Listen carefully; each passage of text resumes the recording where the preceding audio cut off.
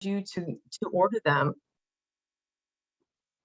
And order them for the folks that you serve, but also, utilize them for, the staff that you serve in the home too. It doesn't hurt, especially since they are few and far between. I know testing has been probably one of the most often asked questions that we get in the last couple of weeks, where our testing options or, the scarcity of test kits that are available. I know a lot of folks are going to urgent cares and emergency rooms, so take advantage. I don't know, I have no other details besides what I've just read on the website, but it's worth a shot. I don't know when they'll be mailed, but it says sometime the end of January. We're still encouraging boosters for individuals or staff that are interested. We are not organizing that at our agency. However, all of the health clinics, the city of Middletown, city of Hamilton, and Butler County are putting those on walk-ins. They have them almost daily. Certainly you've got the pharmacies that are scheduling them, but I know that I think Butler County, I believe, has walk-ins Wednesdays and Fridays at the ESC. I know Hamilton City has walk-ins on Thursday afternoons from 4 to 6. So if you haven't done so and your folks still need boosters, feel free to utilize those walk-in clinics. Going into 2022, or back in the end of 2021, we committed to $1 million to help the DSP workforce. And we committed to that to assist providers in helping the DSPs, helping the provider agencies with getting back on their feet, helping with the new hire training, helping with longevity add-on, supporting with the overtime, at least the halftime pay. And at the end of 2021, we did not deplete that $1 million. So we carried that money over, and we are still committed to spending that $1 million through the end of the first quarter. So March, the end of March, we have still the remaining $1 million that we are using for the support of DSPs that we still have. We still have money available. So, and I am still getting referrals and paperwork every day from providers that I still would encourage you guys to complete the paperwork, send it in. And this is what we're incentivizing providers for, or at least supporting for the workforce. It's for the new hire training, for the annual renewal training, for the longevity add-on, for the hotel fees, and for the overtime. We will pay the halftime. So we will send out again, and we've been sending out the correspondence starting back in September. So we've sent it out a couple of times, September, October, and November. I think we even sent it out in December. We will send it out again by Monday. So you will get the forms again by Monday. It'll come through Constant Contacts with those forms attached to it. We encourage you to complete those forms so that you can take advantage of the funds that are still available for you guys. We also are still incentivizing independent providers that cover shifts with agencies. Any independent provider that can cover a shift with an agency will receive, if they complete the paperwork, $2,000 when they're covering with an agency that is directly related to COVID in the shortage of staff. So independents, they can also receive $1,000 if they work directly with an individual also that is COVID positive. So we will send that information out. Again, that is not new information. That also has been in place since September of last year, but we're continuing that on until the end of March. For agency homes that are affected by COVID, we started again in September of last year. Any home that is impacted by COVID, staffing or individuals can receive a $4,000 stipend to be able to cover any additional expenses related to the home impacted by COVID. So there is paperwork that needs to be completed and returned to us related to that. And again, that will all go out by Monday of this next week. So just be on the lookout for that, or go back into your email and look at the subject line if you want to go back and try to find that. You know, feel free to do that before Monday. But if any of the agencies are experiencing a shortage of staff, we've had a couple of agencies that have reached out directly to Amy and just have said, hey, I'm really down a staff. We have had a list of independent providers that have voiced, hey, I'd be willing to go on a list if anybody needs, you know, additional help, reach out to me. So as an agency, if you are experiencing a staff shortage or a crisis of a particular shift, reach out to Amy. And what Amy will do is reach out to those independent providers that have volunteered to go on this list to be able to cover any type of shift like that, and pass along your information. And if that independent provider can cover anything for you, they can reach out to you directly.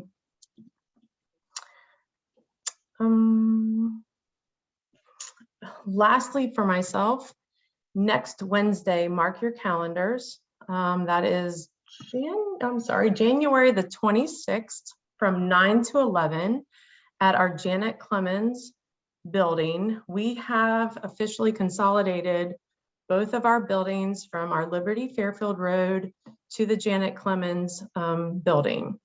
So with that, we have a ton of supplies that we have consolidated. By consolidating both of those buildings, we've got an abundance of leftover supplies. We've done this once, I think a couple of months ago. We had folders and binders and extra supplies that I know a lot of you came in and took advantage of. Well, we've got that again. So we have folders, hanging folders, we have coffee makers, we have projectors, monitors, printers, coffee supplies, laptops, coffee cups. I think there's a musical instrument of some kind. So first come, first serve. It is free. Please feel free next Wednesday from 9 to 11 to come, and whatever is there is free for your taking, for you to utilize for the individuals that you serve, and for your staff to take back and utilize in the homes that, you know, of folks that you serve. And as always, we appreciate everything that you do for us and for the folks that we serve and the families that we serve. And I know that your time today is precious, so I appreciate the time that you've committed to join us today this afternoon. Kara, can you tell us where that's going to be again, the location? Sure, it's at the Janet Clemens building, and it's on North Fair Avenue, 282. Is it 242? Oh my gosh. 282. 282. I don't know why I get that.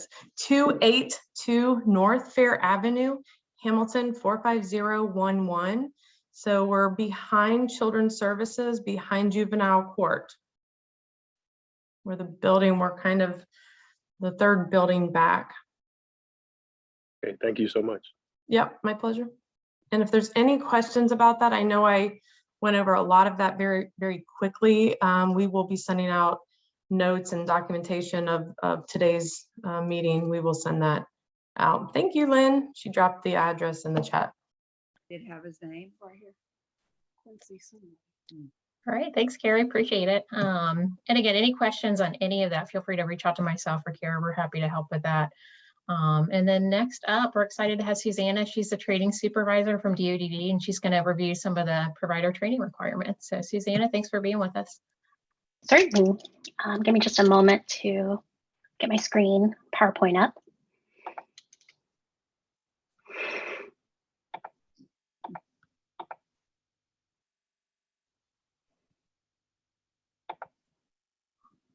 Is that working? Can you guys see anything?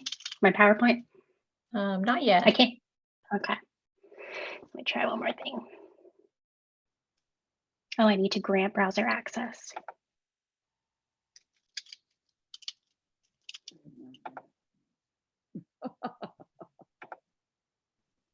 Really?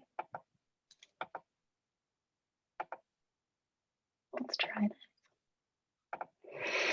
Forgive me. Now I have to do these steps.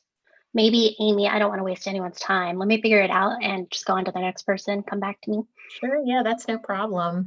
Gotta love these technology days. So next up we have Rachel Hayes with OPRA. Rachel, are you okay to talk now? Yes, I am just fine. Can you hear me? Yep. Thanks for being with us. Okay, no problem. So I was invited on today. My name is Rachel Hayes. I'm from the Ohio Provider Resource Association. I'm just going to give you guys kind of a 35,000 foot look at the OSHA and CMS mandates that that have gone out.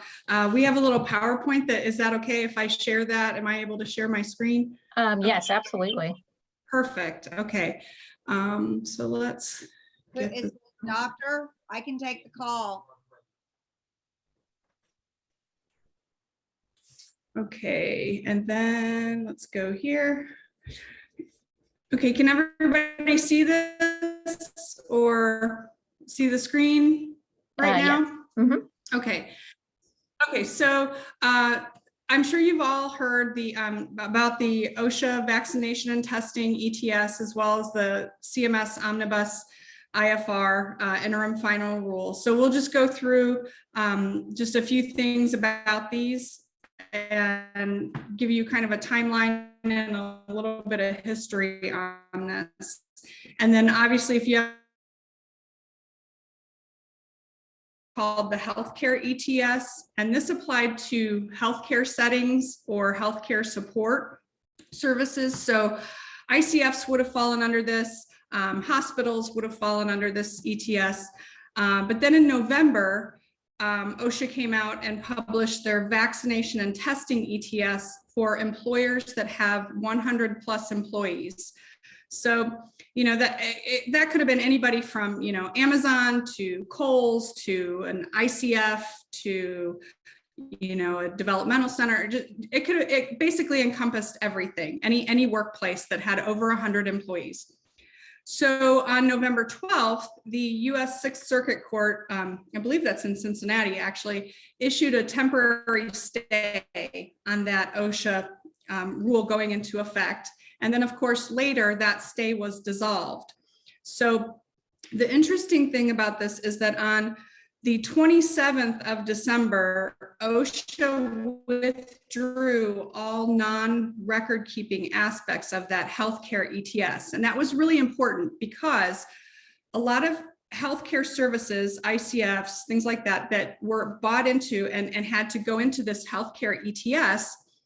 In the new vaccination ETS, there was a clause in there that basically said, for employers that are already in the healthcare ETS, they can essentially opt out of the vaccination ETS. Well, the reason that that's important is because on December 27th, OSHA withdrew the healthcare ETS, meaning that all employers with 100 employees had to go into this vaccination and testing ETS. So I know this is really, it gets really confusing at times, and I apologize if this is confusing. OSHA still, even though they don't have that healthcare ETS, they still maintain that they have authority under their general duty clause if employers aren't providing safety measures for COVID.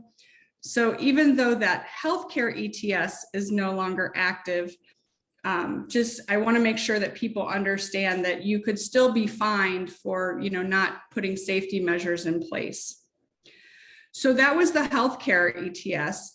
On January 7th, the Supreme Court heard oral arguments about the vaccination, blocked OSHA from enforcing the vaccination ETS on constitutional grounds. They basically said OSHA did not have constitutional authority to implement their vaccination and testing ETS.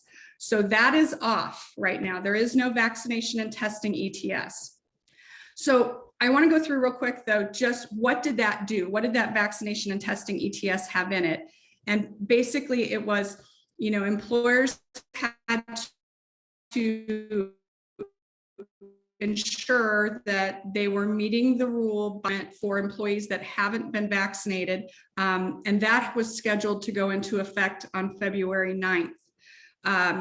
It also, those employees that are unvaccinated, we're going to be required to go through weekly testing as well as wear a face covering at all times at work.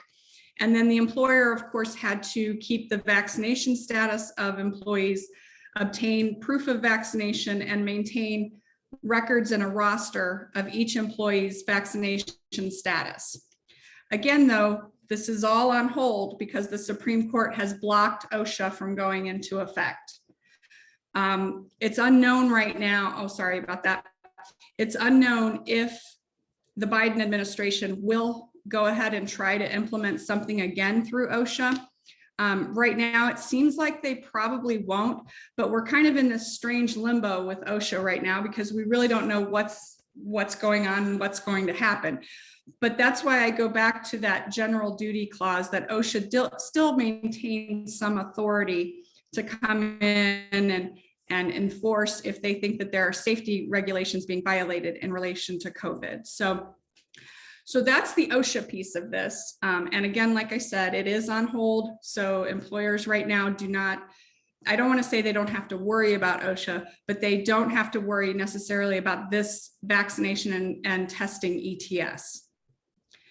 So the next piece of the mandates is, of course, the CMS vaccination mandate. And the title of this is just a mouthful. It's the CMS Omnibus COVID-19 Healthcare Staff Vaccination Interim Final Rule. That's a lot. So CMS, the Center for Medicare and Medicaid Services, which obviously a lot of you know that CMS is responsible for basically anything that has to do with Medicaid and Medicare. So any program, any hospital, healthcare setting, nursing home, most of these facilities would fall under what's known as CMS's conditions of participation, meaning the institution, the hospital, whatever, has a contract with the federal government through CMS. So CMS is paying that facility to provide services. So that's kind of how you have to think of CMS's relationship. It's like a contract relationship with the provider.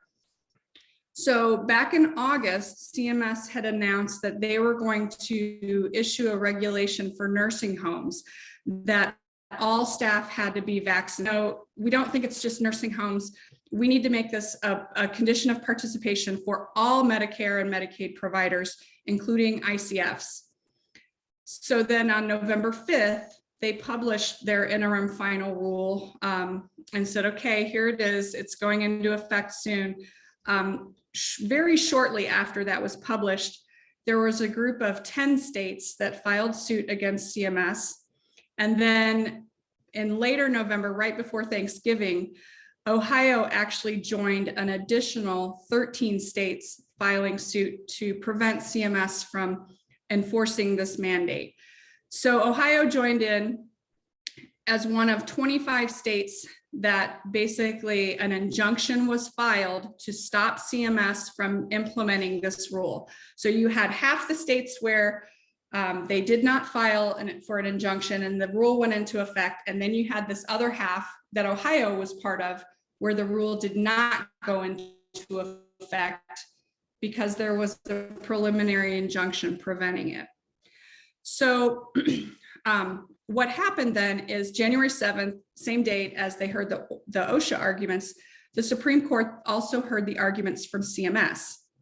And the Supreme Court went ahead, their ruling allowed CMS to go ahead and go into effect in those states that had been under the preliminary injunction. So Ohio, at that point, we are now required to go ahead and put this rule into effect because the Supreme Court has essentially said that we have to, that all states have to do this. And what they said in their ruling was, you know, CMS does have this congressional authority that has been delegated to them and to the Health and Human Services Secretary to go ahead and issue this rule. So they basically said, you guys have the authority. We know you have the authority, so go ahead and put this rule into effect. I want to be clear on this point, though. This doesn't mean that there won't be more litigation down the road about what's actually in the rule. This case at the Supreme Court was only about if CMS could actually implement it. Now that it's implemented, you'll probably start to see more lawsuits regarding what's actually in the rule. So I hope that makes sense. So key requirements for the CMS rule. The facility must have a plan or a process for vaccinating all eligible staff. And I'll talk about eligible staff in just a second. They also must have a process or plan for exemptions and accommodations. There is a medical exemption and a religious exemption that are allowed under CMS. So they're saying that, employers have to have a process for those exemptions and those accommodations, and a process or plan for tracking and documenting the vaccination status of staff. So, excuse me, when we talk about those eligible staff and we talk about where this rule applies in our field, we're looking at mostly ICFs. ICFs have a contract with CMS for services. So this rule pretty much, this does not include any HCBS services, any waiver services. The only time that comes into play is if the ICF, and I'm just going to pick one as an example, and I'm sorry, off the top of my head, I can't remember in Butler County, but I know in Columbus, there's Heinzerling. So if Heinzerling at their ICF, they're contracting with maybe ARC Industries for day services for those individuals at the ICF that receive day services, then the staff that are over at ARC Industries also fall into that, into this requirement of vaccination, having to be vaccinated. So that day provider would also, they would work with the ICF to come up with a policy for their staff regarding vaccination. So aside from that, there is no rule for HCBS. So if you are just a regular waiver provider, you don't necessarily have to worry about this. But if you provide services for an ICF, then you will have to think about how you're going to have to implement this policy. So I hope that eligible staff makes sense. It's a little tricky with that because people think it's just their agency. But again, if that ICF is contracting with another agency for services, and that agency happens to be a waiver HCBS setting, those staff would still have to be vaccinated to fall into line with this rule. So, what is the rule basically? So phase one, they call it phase one, staff have to have their first dose of a primary series, or they could have the one and done Johnson & Johnson by February 14th. And then phase two, staff have to have the completed vaccination series by March 15th. So the rule does allow for an agency to develop their own medical and religious exemptions to not have staff get vaccinated. They can fill out a form that the agency provides for some type of medical exemption if they need it. And then the agency has to decide how they're going to then grant these exemptions or not. So this is really important though. With the CMS plan, with the CMS rule, there is no test out option for unvaccinated staff. Now, you could use testing as a way, like a preventative measure to mitigate the spread of COVID. So if you have unvaccinated staff, you're going to be testing them weekly more as a precautionary measure to ensure that they are not spreading COVID. So if they have something come back positive, you have the data, you can take, you can then do whatever your agency's policy is at that point to remove them from the workplace at that point. but the testing option cannot be used just to keep somebody unvaccinated. So if someone, doesn't believe in vaccination, they filed for their religious exemption, which was granted, or which was not, maybe it wasn't granted. There's no test out option for this unvaccinated person, meaning they can't just keep testing like they could with OSHA and not get vaccinated. So they can test to make sure that COVID's not spreading and that you're ensuring health and safety, but not as just the test out option. So just some other things regarding these two phases that we've talked about. So the phase 1 compliance by February 14th, which happy Valentine's Day from CMS. The facility must have a process or a plan in place for ensuring that all staff are vaccinated. And they're saying that 100% of those staff have received at least one dose of the primary series, or they've been identified as, they've been granted an exemption, or they've been identified as needing that temporary delay from the CDC. There's some guidelines in place that if you've had COVID, maybe you have to delay your vaccination or things like that. So they're saying that that's okay for that if you have that as a reason. But then facilities that are at an 80% compliance rate and have a plan to achieve the 100% within 60 days won't be subject to enforcement. And I'll get into in a second, what needs to be in the plan. So then the phase 2 compliance, the facility has developed and implemented their policies and procedures for ensuring 100% vaccination. And then it's basically 100% of staff have received the necessary doses or have the exemption or have been identified as needing the delay. And then at the 60-day mark, facilities that are out of compliance will receive a notice of non-compliance. And then if they demonstrate that they can get to 90% and that they have a plan for 100%, then there'll be no further compliance issues, no further enforcement issues. Facilities must be 100% compliant by March 28th or be subject to further enforcement. So one thing, that everybody's worried about with this, obviously, is compliance and, surveyors coming in and, what questions are they going to ask? What are they going to look at? So some of the things that we've kind of pulled out of here that could work in terms of, providers needing a plan, how they're going to work towards compliance. Some of the things are requiring unvaccinated staff to follow additional recommendations, including physical distancing, mask usage, having them wear N95s all the time or an approved NIOSH mask, reassignment to non-client areas or remote work, also requiring at least weekly testing for those exempted staff. And again, that goes to mitigate the risk of the spread of COVID, not to keep them testing out because they're unvaccinated. And then, also just consulting with your local health department to identify other actions that maybe you could take to reduce the risk. And of course, documenting those conversations.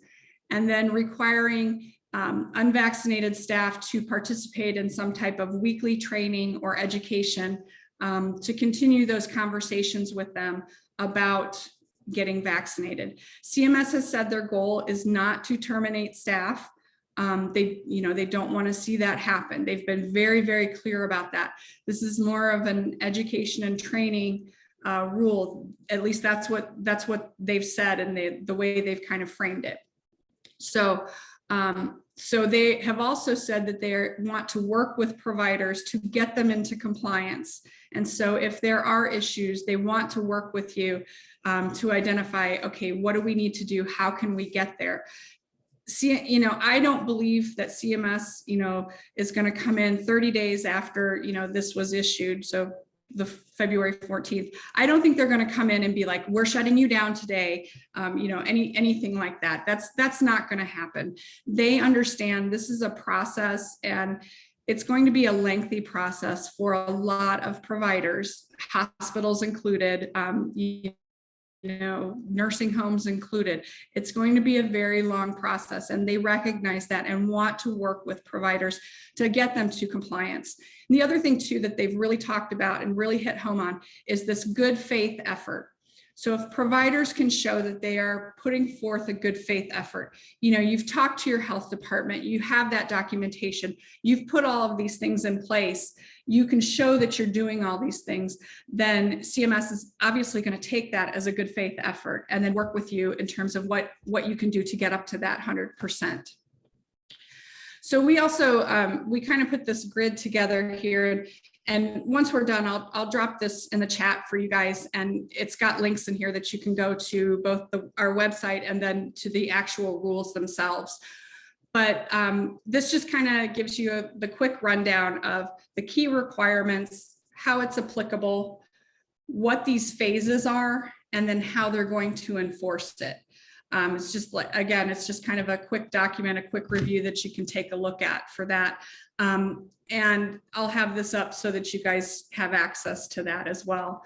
And then these are just these are the actual links to what has come out from CMS. So you have, obviously, you've got the rule, the CMS COVID healthcare staff vaccination, IFR, you've got the frequently asked questions.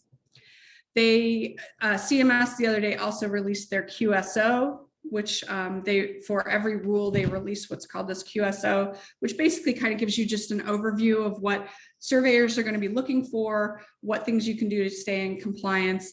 And then they also released the QSO that had an attachment specifically for ICFs. And they also do this where they'll do it specifically for hospitals, ICFs, you know, nursing homes, just so that because we're all different, the attachment helps kind of pinpoint exactly in the ICF what's going to be looked at. So with that, I know that's a lot of information. I know that it's very confusing information, and it's given a lot of people a lot of headaches the last few months. But having said that, I mean, I'm sure there's questions, and I would be more than happy to answer any questions. And similarly, I'll put my email up there in the chat as well. If you have a question, don't feel comfortable, you're more than welcome to email me. It's clear as mud, right? Yeah, thanks, Rachel. I know that's kind of ever changing, and there's been, you know, so many updates with that, and you laid that out really well. So thank you. Are there any You're questions welcome. at all right now that anyone wants to ask? All right, well, thank you. And Rachel, you said you could drop your email in the chat. Thank you so much. I really appreciate it. And then Suzanne, I'm going to try to share my screen for you. Bear with me one moment here.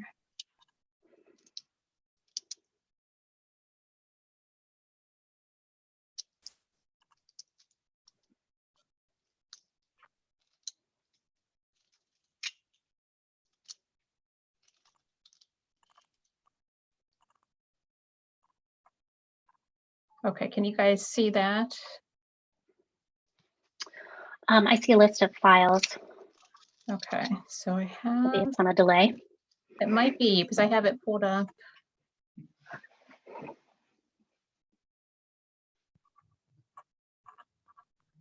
Tell you what, let me stop it and try it again.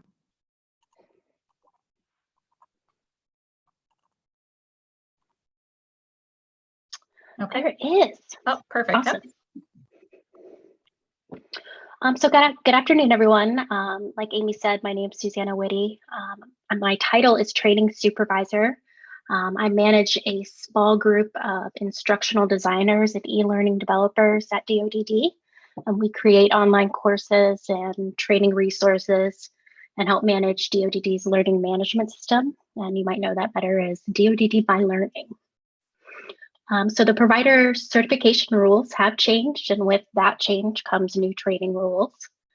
I just wanted to clarify here, because there has been a little bit of confusion, that this just applies to independent providers and those that provide and agencies that provide waiver services. The licensure rule is being updated right now. It then has to go through the review process. So we're looking at maybe spring 2022 for the licensure rules to be updated, which are expected to mirror these rules that I'm going to share with you today. So next slide, please. This is just a brief overview of some of the major changes. First, Chief Executive Officer, CEO, has been changed in the rule to Director of Operations. This change is not intended to be a change in the position. It's just a change in the title used for DODD purposes. And as far as I know, this was done because many CEOs are not involved in the day-to-day operations. And a DOO position is more in line with the expectations of DODD for that role. So for some agencies, the CEO and DOO may be the same person, and for other agencies, they may be different people. And of course, internally, the person may have a completely different title. That's fine. The agency simply needs to have someone identified as the DOO for our purposes. Another big change is there's no longer an hour requirement for DSP or independent provider initial training. Also, use of DODD curriculum is required for initial training and for some portions of the annual training.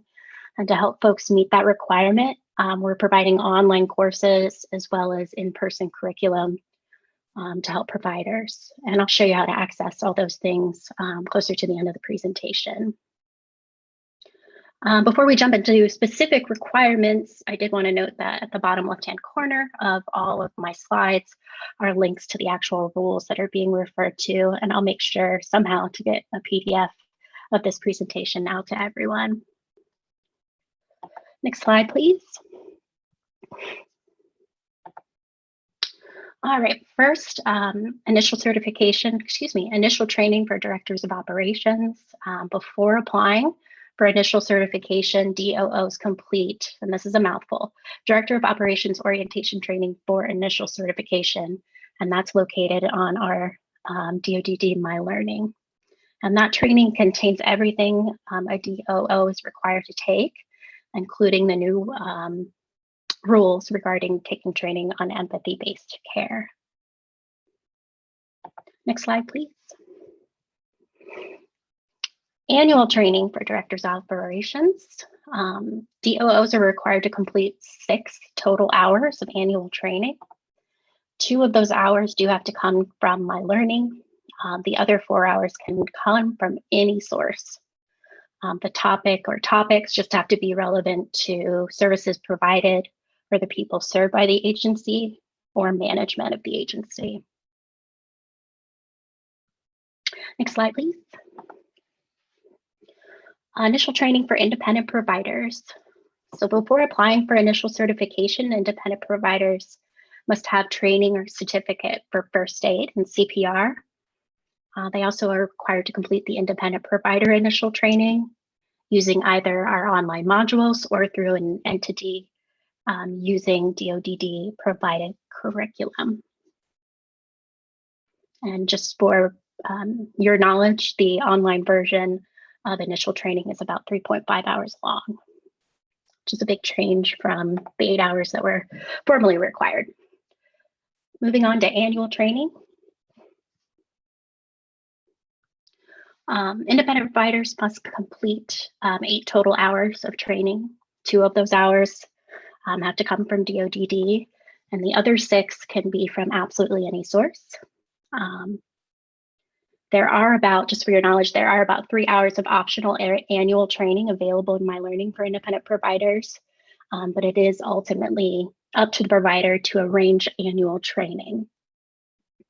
The training topics for annual training will vary per rule, depending on the services that the person provides or the people that they serve. The rules themselves, if you go to Appendix A there, you'll see that there are 3 areas listed for annual training, and they're super, super broad. One is components of quality care. 2 is health and safety, and 3 is positive behavioral support. And for each of these areas, the rule does list examples, but also mentions that the training is not limited to those examples. So that's huge. Technically, if you are an independent provider who provides meals for someone who requires a vegan diet, you could take a vegan cooking class, and that would apply toward your annual training requirements. For this, we've been recommending folks, they need additional training to use our direct course courses. Everyone in Ohio can use direct course. That's the entity we use for training for the competency-based add-on, possibly searching in a Relias using a search engine, and possibly reaching out to trade organizations to see if they have any ideas for you.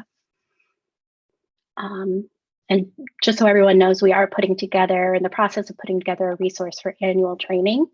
I think people DODD assume that people are going to be excited about this, having this flexibility to take whatever training that really applies to you and the people you serve. But for some folks, it's just a frustration. So we're going to put together some resources where people can go and look for training that applies to them and their situation. Kind slide, please. Moving on to training for DSPs at agencies.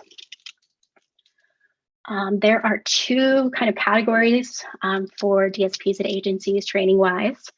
The first is training arranged by the provider, and the second is training from DODD My Learning, or an entity using DODD curriculum.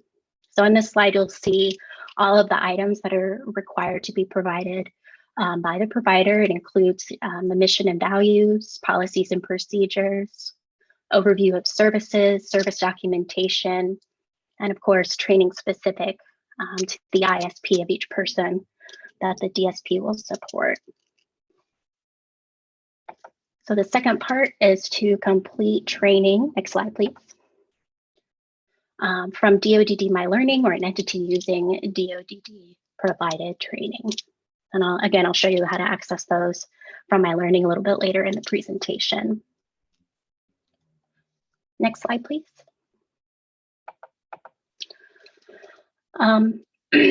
So something a little different from independent providers is DSPs and agencies also have an additional timeline of training where within 30 days of hire, they have to complete training arranged by their provider in one of these topic areas: person-centered planning, community integration, MUI UI review of the alerts, and training on empathy-based care.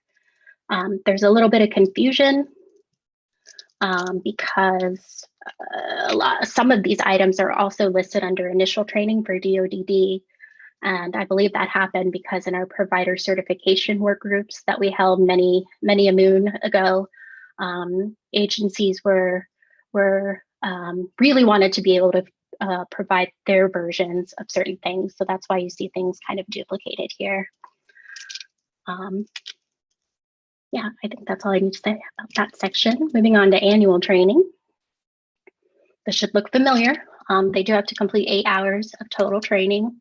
2 hours must come from DODD, and the other 6 hours can come from any source. All right, my last few slides here, I'll review how to access DODD training and DSP curriculum. So if you go to mylearning.dodd.ohio.gov, this is the home page. It's one of the first things you'll see. At the very top of the page, it says courses for direct support professionals. And you'll see the new training in those 4 items. They are split out, annual versus initial, and by role. So DSP of waiver services versus independent provider. And if you're looking for the curriculum, and it contains PowerPoints and MP4 files or video files for the training.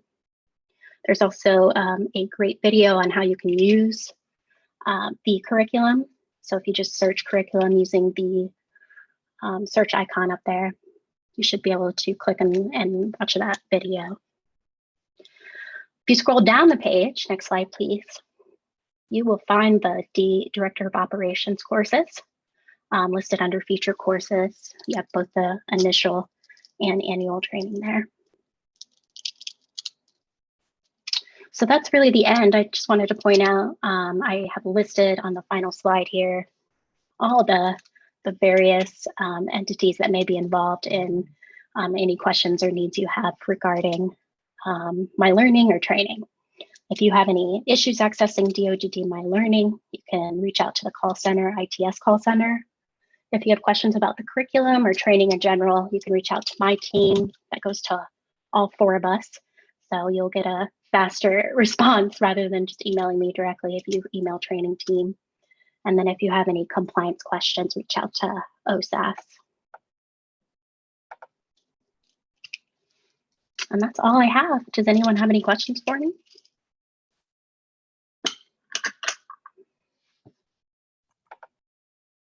I appreciate it, Complaint? Suzanne. I have a quick question.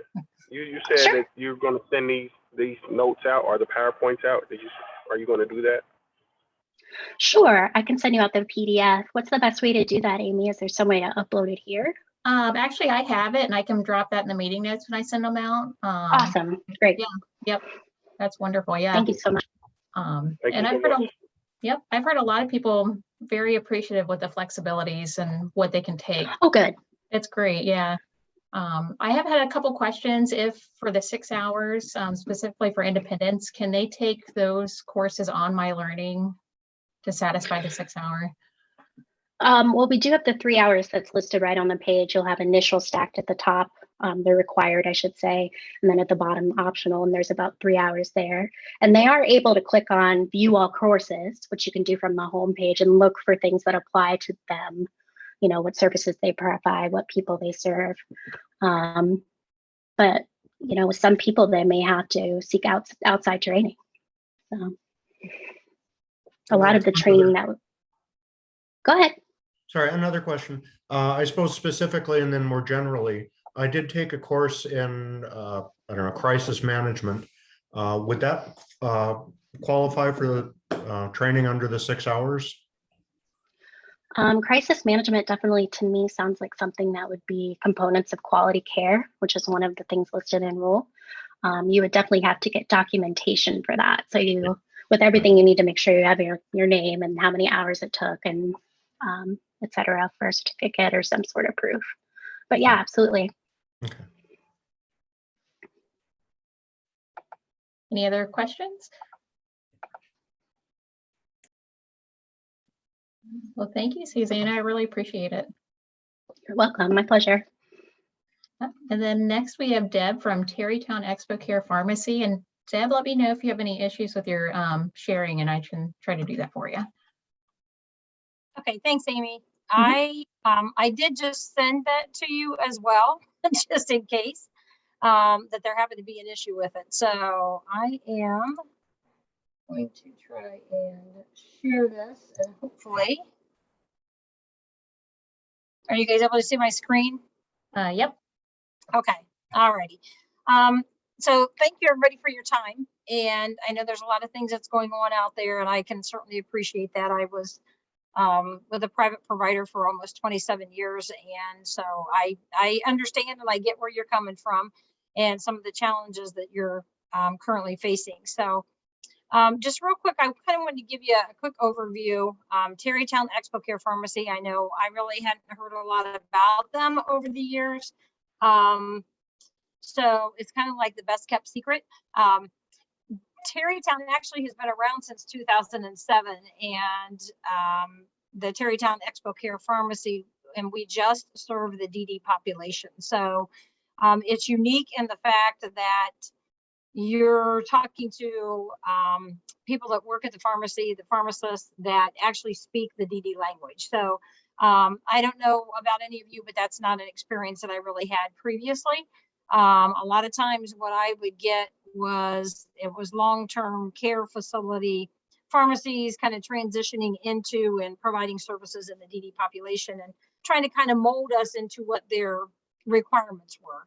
So real quick, just a couple of highlights of some things in here. You'll see we have a circle, excuse me, a circle here in the center, but I want to touch base about the things on the perimeter here first.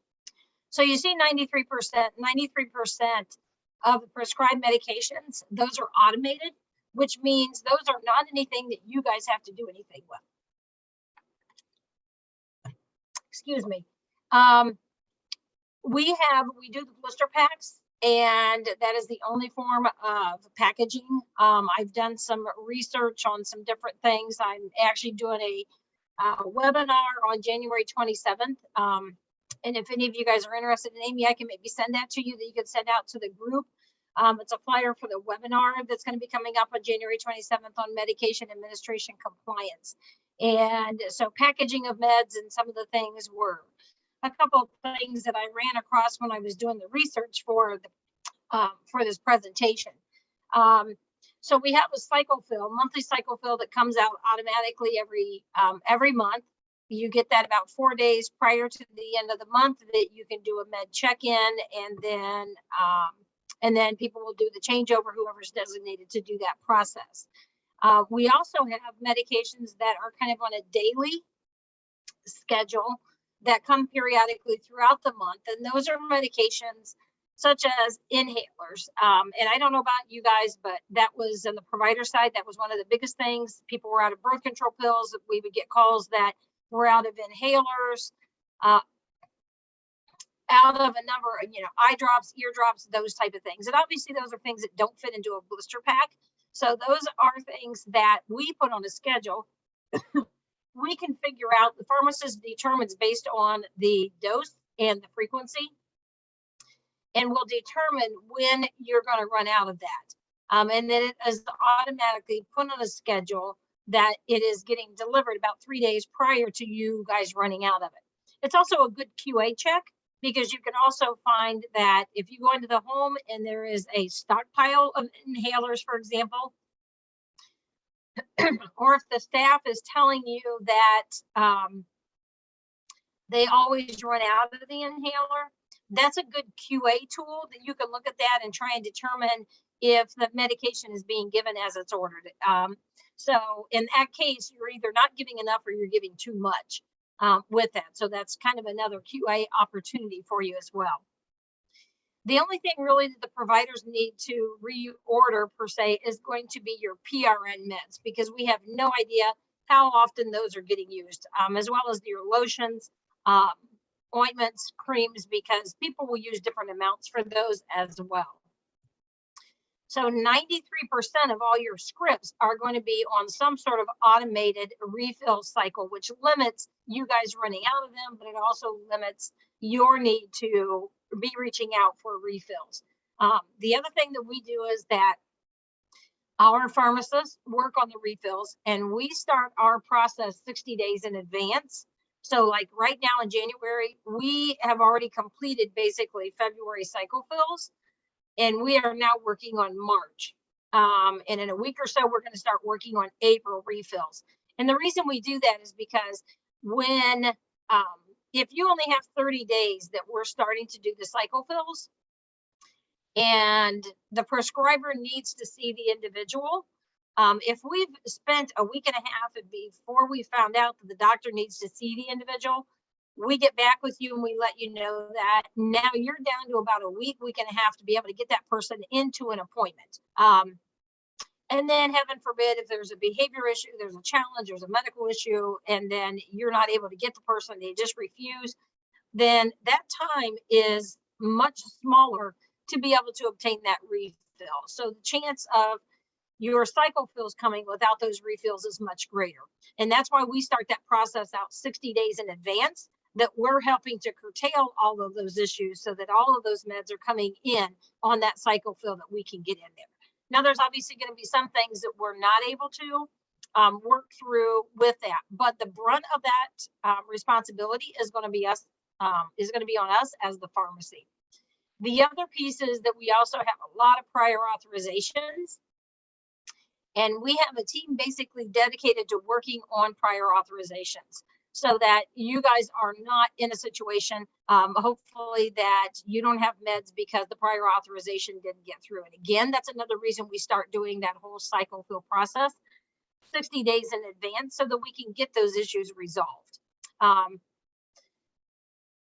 We also have documentation that supports that. So if there's any reason that somebody's not getting a medication because the prior authorization wasn't approved by the doc, then we have a backup documentation for that, that what we've been doing, and you can use that as verification that yes, this is when the doctor's been contacted, this is what's happening. So it keeps that up to date. Communication is a very big piece that Tarrytown does, and some people may say that we're communication heavy, and I don't think that there's ever too much communication that can happen when it comes to medications. We are licensed in over 40 states. This says serving over 13,000. We're actually over 17,000 individuals now. On the bottom left here, you're going to see the number 2 RNs who are certified DD nurses. Myself being one of those, I am a certified developmental disabilities nurse. I am the president-elect for DDNA, which is Developmental Disabilities and Nurses Association, and that's a national professional organization supporting DD nurses. I and Kathy Brown are the 2 RNs. We have another RN that's on the team as well. She is not yet certified, but she's going to get there. We do have a team of pharmacists that are on call 24/7, 365 days a year. So it is actually one of our pharmacists. So if somebody goes to the ER on a Friday night, there's a change in a medication, then that will either see about getting that sent out, or if it needs to get started sooner than what it's going to get to the agency, then we quarterback that with the local pharmacy to get that script transferred. We deal with the insurance and all of those things, and we just coordinate and work with the agency on that. We would contact you, whoever the contact is, and let you know, hey, this is where it's at. It's at CVS on Main Street, which we coordinate that with you to find out where you want that script transferred to. And then we would find out when they're going to have it ready, those details of it. We get that back to you and say, hey, this is going to be at CVS on Main Street, and it's going to be ready by 3 o'clock this afternoon. We have an onboarding process. So when people transition to Tarrytown, we have a 60-day time frame that we work through. That first 30 days, we're getting data collection, getting the information. We can come on site and help get that data collection for the agency as well. We start building the profiles. Once the profile is built, we will send that for clarification just to make sure that all the orders and everything that we have are the current and up to date, because sometimes we run into situations that it's an older script and that is not what the order is any longer, but that's what was sent to us. And then we come on site and we'll do the med check-in for the first cycle fill that comes to you. We also have an online portal, and basically that's a window for you guys to see everything that we have for that individual. One of the things that we often ran into was not being able to get a hard copy of the script.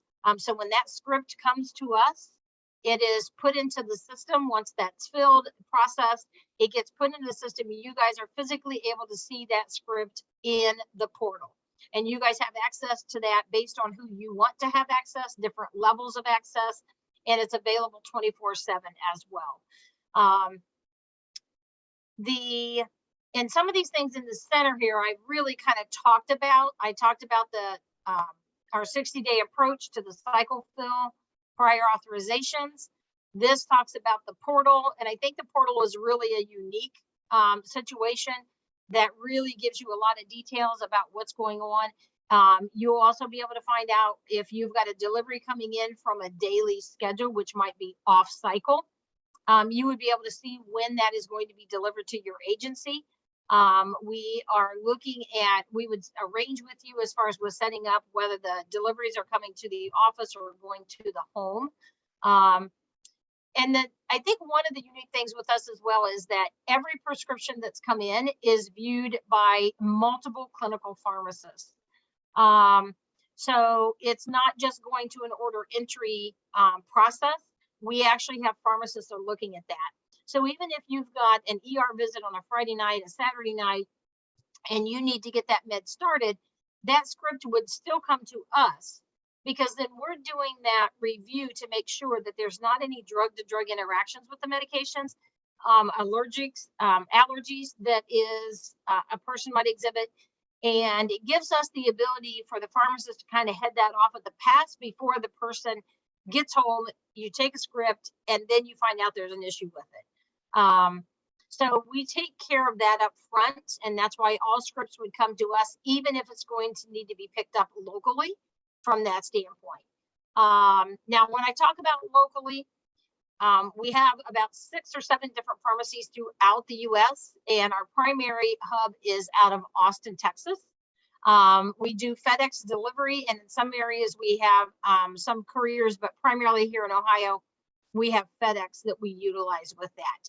And there is a cutoff, I think, by 4 o'clock in the afternoon for any new orders to come in to be able to get to you next day delivery.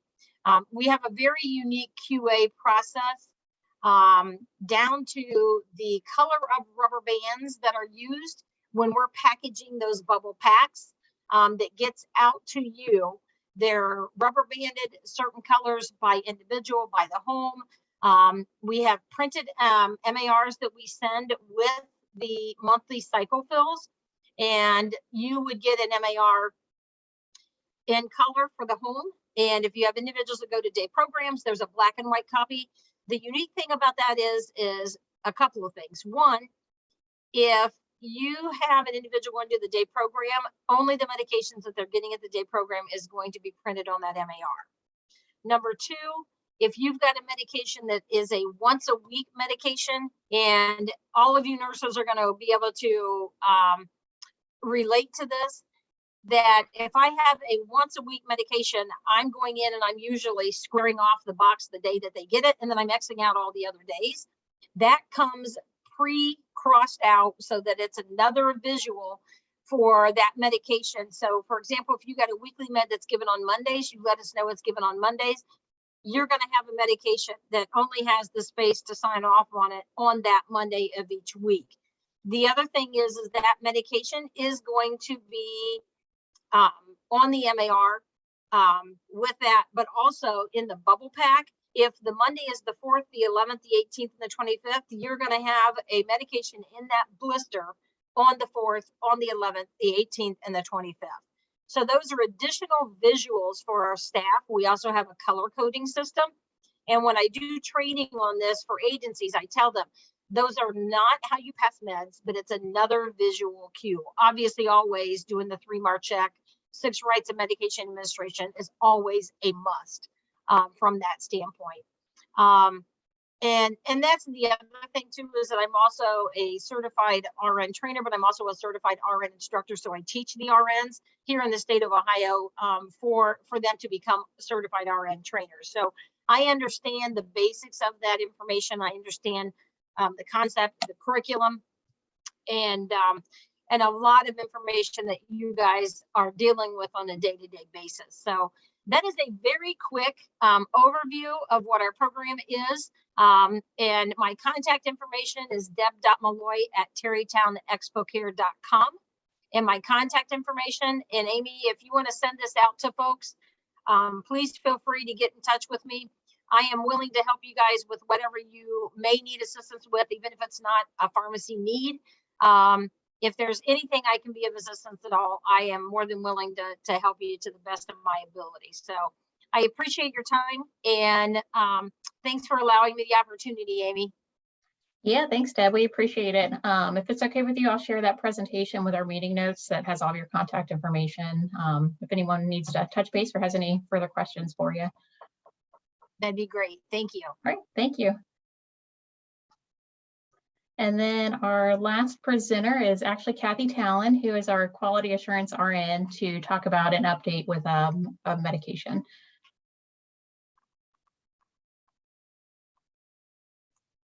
There we go. I should be unmuted now. Everybody here okay? Okay. Well, it's nice to see everybody. And even if it is virtually, it's just nice to know there's still other people out there in the world that I know some of you and some of you I don't. I just want to talk to you about a couple of things today. One of them And I'm going to try to share my screen.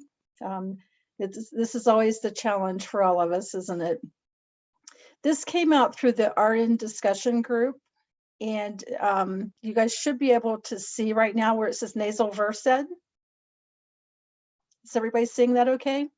Okay, good. So if you have any individuals who you are administering any kind of nasal emergency seizure medication to, DODD requires a specific training be done for that. So this says midazolam or nasal versed, but there are other names. So there's some that just says nasal Valium, nasal VALTOCO. So there are different names, but I just wanted to make you aware, if you are not already doing this specific DODD training, that needs to happen with direct support staff that are giving that type of medication. The other part of that, so in the past, there were lots of questions about if direct support professionals could give nasal versed. And the answer is yes, it is. They have to have certification 1, and it falls under topical medications or nasal medication. However, like I said, this specific training is required. This is a copy of the curriculum. And Amy, she will attach this with the meeting notes as well. And then I will also share the link directly to get this on DODD. It's in the curriculum 1 training supplements that's at the end of that training. There's also let me shut this one out. Whoops, nope, I don't want to exit. I just want to stop sharing. And then there's also a specific skills checklist that is with that curriculum. And I'm trying to find it here, sorry. Okay, I'll just go back to this curriculum for now. Oops, okay.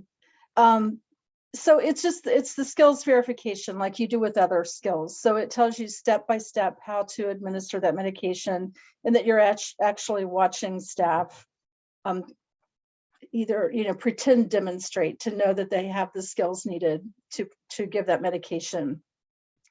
I do just want to remind people that as with any emergency seizure medication, whether it's nasal versed, whether it's Diastat that you give rectally, there should always be very specific parameters of when you give that medication and what to do after you give it. So for example, a person may have an order that you would give nasal versed if a seizure lasts longer than 5 minutes. Then the order should say whether you can repeat that or do you call 911, that sort of thing. Excuse me. So that was one update I wanted to give you. And the second thing, which actually, Amy, I apologize, I didn't specifically get this on the agenda, but I wanted to take the opportunity to mention that any of you, especially new providers, you can be an existing provider, maybe I've met you 30 times or never, but I am willing to do a MedAdmin overview training with you personally. And it's not taking the place of medication certification training, but it is talking about your responsibilities as a provider who has staff administering medications. So I would encourage you to take advantage of that. It takes about 2 hours, but it's individualized to you, and you can ask all of your questions at that time that you may have, in addition to like the formal presentation part of it. Along with that, because I haven't met some of you, I just wanted to remind you that I'm here. My main job is doing MAQA reviews, kind of a compliance piece. But what I love doing, and many providers who know me take advantage of, is please call me at any time for technical assistance. If you have questions about something, if you're struggling with some kind of a process, whatever it may be, please feel free to just contact me. Michelle Truitt is also a nurse with Butler County Board of DD, and she does lots of technical assistance as well. So please feel free to reach out to us. And then the last thing I want to mention is Rebecca Lyons in our quality assurance department. She mentioned to us this week that we've had some serious falls recently that seem to have a strong connection with people who have had COVID. And one thing, obviously when people are ill, they're more at risk for falling, period. But we're also thinking that dehydration is playing a part in increasing the risk for falls. Many people, if they've lost taste and smell, they don't feel like eating, they don't want to drink, they just are not feeling well. So just wanted to bring that up, to put on everybody's radar, to try to get fluids in the best way you can. If people can have popsicles or flavored water or whatever may encourage them to get enough fluids in. Prior to COVID kind of dominating our world, we had actually planned to start a whole dehydration push, a whole project. And so we purchased a ton of water bottles. We put together like a short presentation or a short flyer for providers to train your staff.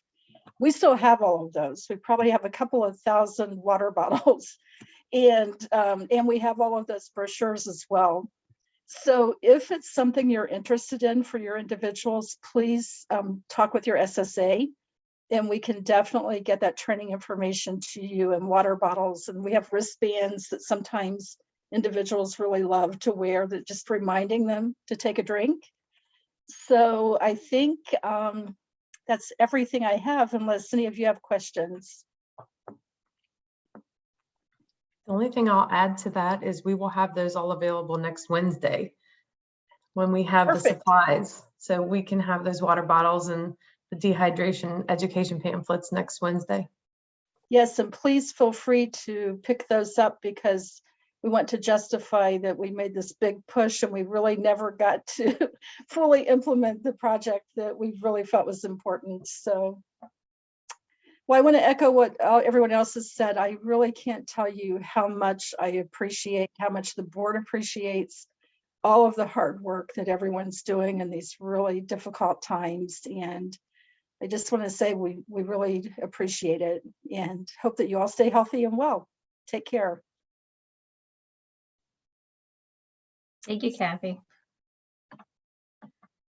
I'm going to try to share my screen and put the agenda back up here. We just have a few more kind of provider related updates to go over. Bear with me. Okay, can everyone see that? Okay, so let's scroll down here. So just a few reminders. So we have the annual MUI report that's due to the county board by the end of February. You can email, mail, fax that to me, whatever is most convenient for you. I will be sending an email reminder out about that. It will include a template that you can use that is compliance within the role of that. If you have any questions whatsoever on that process or that form, reach out. I'm happy to help with that. But that email will be sent hopefully within the next week that has that information for you. And I think most of you know this. I've talked to a lot of folks about this, but just wanted to reiterate the rate increase that DODD implemented that was effective January 1st. It was a 4% across most services. So I have a link right below there where you can see if it'll kind of navigate you towards DODD's website, and it'll take you to the rules page. If you can look under what service you are certified in providing for, and then click the Appendix A section, that's where you're going to find all that billing information, including those updated rates. And our rates department was gracious enough to let us borrow kind of a cheat sheet they use. It's really handy. It's like a 2-pager that has most everything, residentially on there. So I can share that in the meeting notes. But if anyone ever has questions on what that rate increase looks like for you individually, let me know, and I'm happy to look that up for you. And then on to service documentation. I thought it'd be a great time just to send a quick reminder with the new year. Just always be in habit to look at DODD rule and make sure whatever forms you're using are in compliance. We do have some in the provider portal. I can send them to you if you need them. I did kind of condense some of those and try to make them more user-friendly. So there have been some updates to those in the portal. But if you ever have questions on that, feel free to reach out. I'm happy to review rule and that documentation with you. And then there is a notice of public hearing with DODD that is scheduled on February 8th. The role is noted there. It's for the behavioral support strategies. I dropped a link below that navigates you right there. It is open for comments. I'm also going to attach like an article to the meeting notes. It's kind of nice, but it covers the highlights of what's changing. So I'll make sure that's included as well as that link there. And then lastly, this is kind of cool. DODD is piloting a telehealth, so almost like a teledoc type service, which would be very helpful. You know, a quick phone call versus taking someone to a primary care doc, urgent care, anything like that. So information is below. It is due, I believe, in 2 days from now. So there is a survey. I'll include it with the meeting notes, but if you're interested, let me know. I can send that out to you immediately since that's due soon. And those are kind of the main highlights I had for changes. DODD is doing some provider related trainings that are starting up, which is really nice. So I outlined those. Starting January 27th, and it kind of talks about what title and what topic each one will be. 10 to 11. The best way to get news of trainings and updates is through the Memo Mondays through DODD. If you need help signing up for that, let me know. At the bottom of DODD, there's a way that you can hit subscribe and subscribe to those Memo Mondays. That came from there, so you can. There's direct links in there where you can, you know, apply and sign up for these trainings. But I thought that was really helpful that they're doing that. So that was a lot of information. Is there any questions? Stop sharing here. Anything we can help with?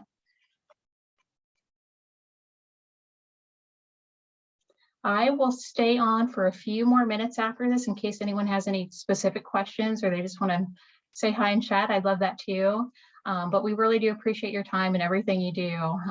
Thank you so much for spending a part of your day with us, and we look forward to seeing you in March. Thanks, everyone.